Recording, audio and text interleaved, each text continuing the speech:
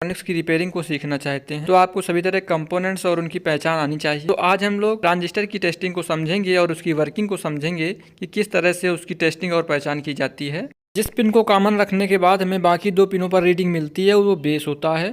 इसके साथ जिस पिन का रीडिंग कम आता है वो कलेक्टर होता है, जिसका हाई आता है वो होता है इमीटर। एनपीएन ट्रांजिस्टर की वर्किंग को समझने के लिए हमने एक ट्रांजिस्टर लिया है, एक एलईडी लिया है और बैटरी लिया है। इन सब के कॉम्बिनेशन कनेक्शन जो है वो कर लिए हैं।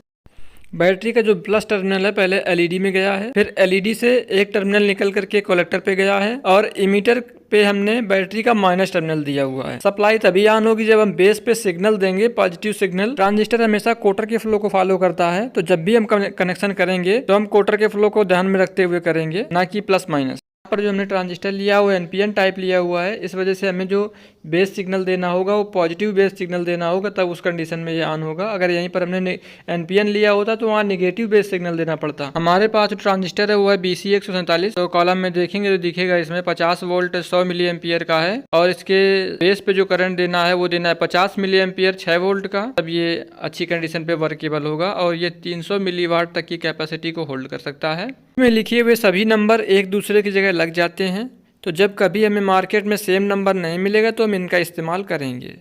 प्री एम्पलीफायर है, ऑडियो एम्पलीफायर में इस्तेमाल किया जाने वाला ट्रांजिस्टर है। इसमें 3 पिनें हैं जैसे सब में होती हैं और कुछ अजीब तरह के डिज़ाइन में आते थे। तो इसको टेस्ट करने के लिए सबसे पहले हमें मल्टीमीटर को लेना होगा और उसको सेट कर लेंगे बाजार मोड में। सभी में 147 का नंबर प्रिंट हुआ है। मल्टीमीटर ले लेते हैं, चलिए चलते हैं स्क्रीन में।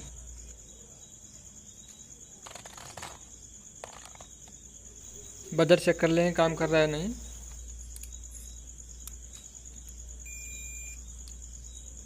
अब बारी बारी से एक एक पिन को चेक करेंगे। 769 आ रहा है और दूसरी वाली पे देखेंगे 2 नंबर पे इनको बेस रखते हुए, तो इसमें आ रहा है 762 समथिंग आएगा इसमें।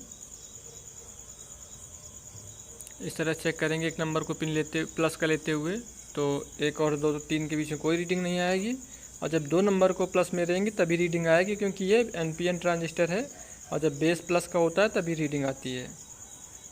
तो अभी रीडिंग देखना है कितनी आती है। 762 के 769 समथिंग आएगी, 769 समथिंग आ रही है।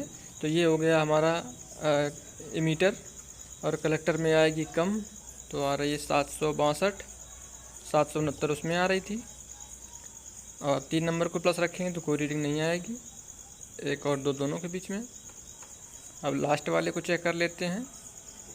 लास्ट वाले को प्लस का रखते हुए चेक करेंगे 1 नंबर पिन को, तो 1 और 2 के बीच में कोई रीडिंग नहीं आएगी, 1 और 3 के बीच में कोई रीडिंग नहीं आएगी। जब प्लस का रखेंगे 2 नंबर को, क्योंकि 2 नंबर बेस है, इससे मालूम पड़ जाता है कि हमारा बेस पिन कौन सा है। 758 आ रही है। दूसरे वाले के साथ चेक करेंगे तो ये आ रही है 769। इस तरह से मालूम पड़ जाएगा जिसमें रीडिंग कम है वो है कलेक्टर और जिसमें रीडिंग ज़्यादा वो है इमीटर।